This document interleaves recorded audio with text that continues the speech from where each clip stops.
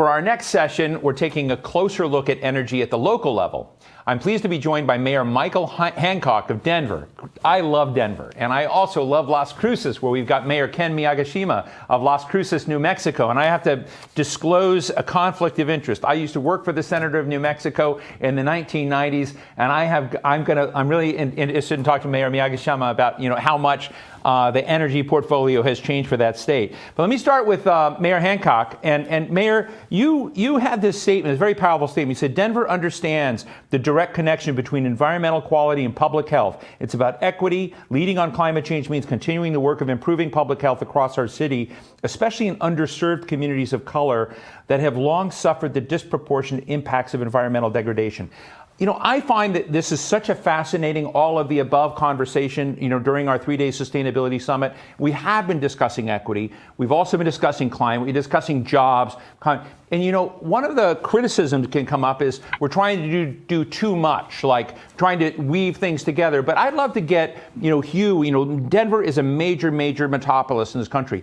How do you tell communities that as we leapfrog forward and retrofit for the future, getting equity involved, why is it so important? Well, first of all, Steve, it's good to be with you and my friend down in Las Cruces as well. I will tell you that, first of all, we cannot dismiss equity as a guiding force in this entire conversation. In every group that I talk to, activists who want to push for cleaner energy, want to combat climate change just as badly as we do, one of the first things I talk to them about is do not leave people behind in this conversation. Because if you make policy without including the perspectives of those who come from, some of our most underserved communities, then guess what? You're never going to make the progress you want to make. You must get them to be a part of the solution and make sure that we are doing with instead of doing to when it comes to creation and enactment of these policies. For example, these highways that have gone through some of our low-income communities historically have been done to these communities. They separated these communities. They devastated the culture of these communities and devastated the small business potentials of these communities. We roll this back by making sure they're at the table early and often.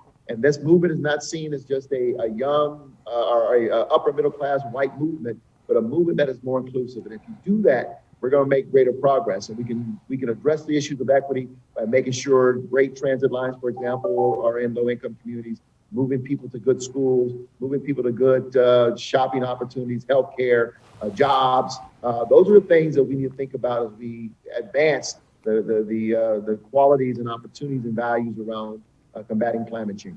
Thank you for that. Mayor Miyagishima, one of the things, I know Las Cruces have been there, hundreds of times, and, but more in the 1990s than in the 2020s. And at the time, my picture of Las Cruces is one where before you were mayor, the kinds of investments, the structural changes towards renewables would have been as far off the radar screen as possible. New Mexico is an oil and gas state. How has that demand from your citizens changed? How are you meeting that? Because I'd love to, because I think part of it is to understand the historical legacy, particularly with oil and gas states, and where the marketplace is going and how you kind of keep all this, in one sandbox. Well, thanks for that question, Steve. And you look familiar, the names sound familiar, so you must have worked for Senator Bingaman or Domenici. Well, Pete Domenici thought I worked for him, but I worked for Jeff Bingaman. Yeah. So you come with a really well rounded experience in this. But anyways, you're right. In fact, my first State of the City address, I was elected in 2007. My first State of the City address in 2008. This is when I talked about renewable energy, solar, and how I wanted us to really be the solar capital of the state. And so, and what's really nice now is fast forward several years later to hear some of my detractors on the radio talking about how great solar is and how much money they save. So it's really been great. And so you're starting to see a lot of great jobs in the community. I mean, basically they're electricians, and we run out of electrical inspectors, and they get paid pretty well, plus benefits. So it's been really well for the community, for the state. It provides a lot of jobs, a lot of income, and we're really fortunate that we've been able to provide good sunshine, 350 days a year without, with sun. It's a fantastic place for sunshine. But Ken, let me ask you one other question. Yesterday I interviewed Steph Spear, who's the CEO of a company called Solstice. And one of the big efforts are community solar projects that they're putting together. I also know that in Las Cruces, you've made community solar projects. And for the audience, what that means is, for whatever reasons, cost or the structure of your home or whatever, solar may not be the best thing for your physical structure, whatever you may be. But now you're giving those people an opportunity to tap into something that's a community solar project. Is that a decent description? Yes. So that was recently passed by the legislature earlier this year, community solar bill that allows residents and who, like you said, who may not necessarily may not be able to afford the solar, or maybe their structure isn't able to put that on there. But nonetheless, we can have a larger solar area, and then residents can kind of tap into that and still reduce their electric bills by 20 or 30%. And so they still have a chance to benefit from solar. Thank you.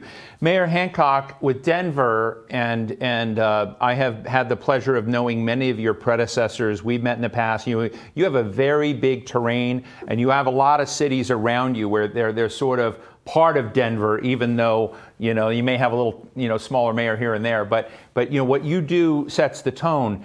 As the Biden administration is putting together its major infrastructure proposal, is it prioritizing the right things that your part of the world needs? Are there blind spots in that legislation that you'd like to tell our listeners that policymakers should be aware of that you worry about? Great question, Steve. Yeah, there are some things. And we have been, and let me just say this, the Biden administration has been very open and accessible to us. I can't tell you how many calls I've been on with secretaries of major departments, particularly Department of Transportation, where infrastructure is being discussed as we have the American Jobs Bill in front of Congress right now.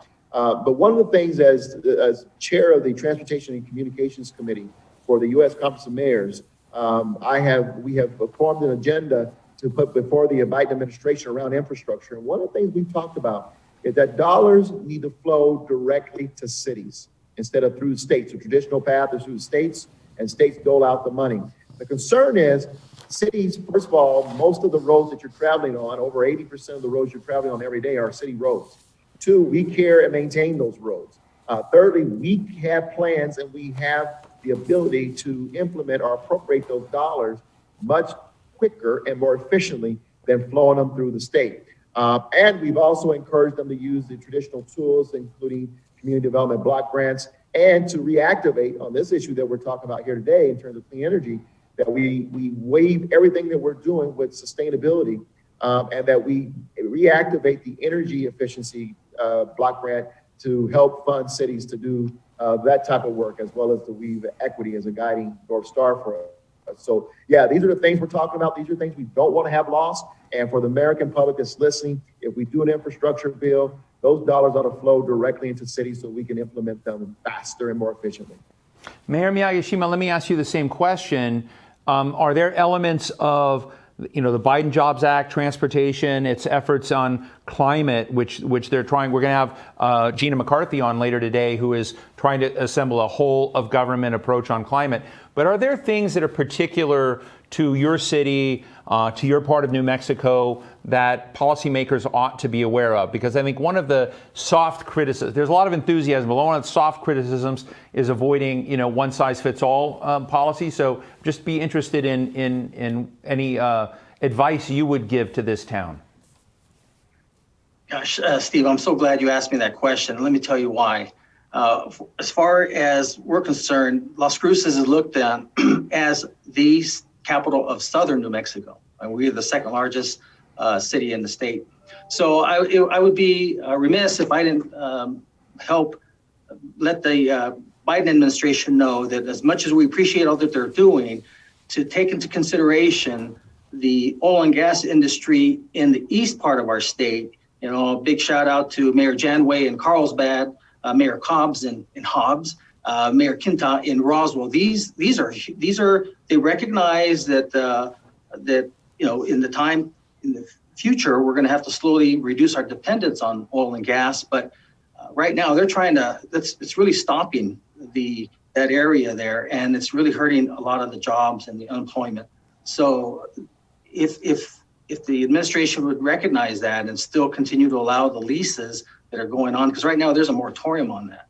And so that's really difficult, but slowly transition to renewable energy. One case in point, in fact, if some of your guests know how to do this, one of the things that we have in southern New Mexico is really hot and salty water. If there's a way to capture that steam and turn that into to generate a desalinization plant, that would really be great.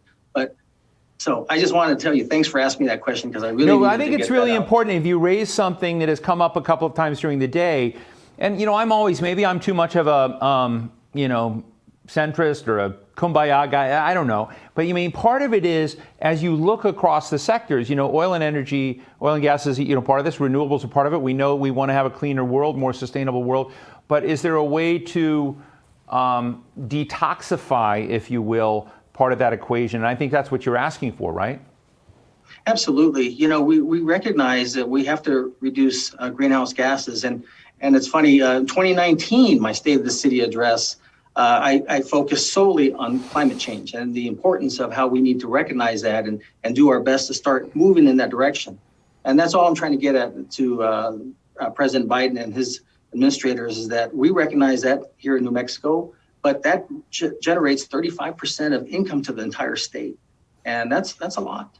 And if we can just be given that opportunity to move in that direction, we'll get it done. It just can't be done overnight.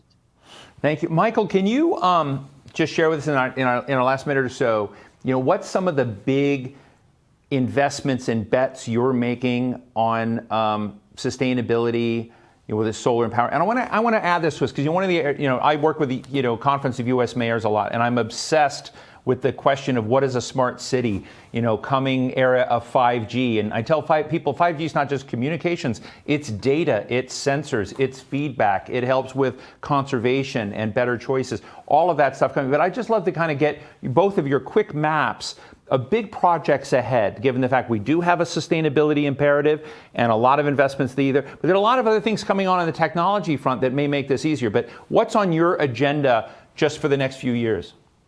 Well, thanks, Steve. We're going to break ground on our first solar garden that's on city property in the coming months, by the end of this year. And I'm really excited about that, because the majority of that energy produced that solar garden will be used for our low-income communities. But let me tell you what the people of Denver did this past November. They passed a climate action fund.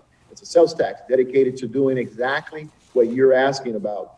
These funds will be used to really support sustainability in neighborhoods that have been most impacted by climate change. And obviously, typically communities of color, low-income communities that have been, devastated by environmental injustice over the years, over decades, will be the target. So 50% of the dollars we'll use for projects that will go into these communities. And we're talking about anywhere from $35 to $45 million a year just for climate action activities. Some of the retrofit, for example, in some of these homes in these neighborhoods will be eligible projects. So we're pretty excited about that, and we're just getting started on rolling that fund out in Denver.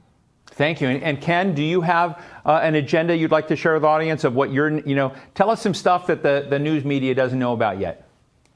Okay, well, I think it's fair to say that water is the next gold, or is the gold. I mean, when it costs more for a bottle of water than a soda, it's very valuable.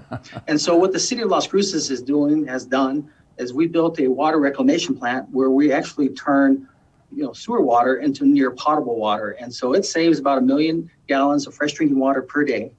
And so that's one of the things that we're looking to expand. And then we envision homes being able to have 2 different spigots, a freshwater spigot and a purple pipe spigot. So if you want to water your yard or wash your car, you can use that type of water.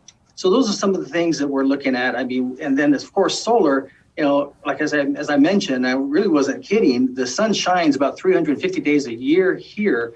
And so why not use solar? It's free. The government hasn't taxed the sunlight yet. And so why not use it? It's free, and generate power and renewable energy. It's great. And that's what we're looking to do. I like, Ken, your inclusion of the word yet. in that comment about taxation. So thank you both so much for joining us. Michael Hancock, Mayor of Denver, and Ken Miyagishima, Mayor of Las Cruces, New Mexico. Love both your cities, and thank you so much for sharing your thoughts about how to get this equation right.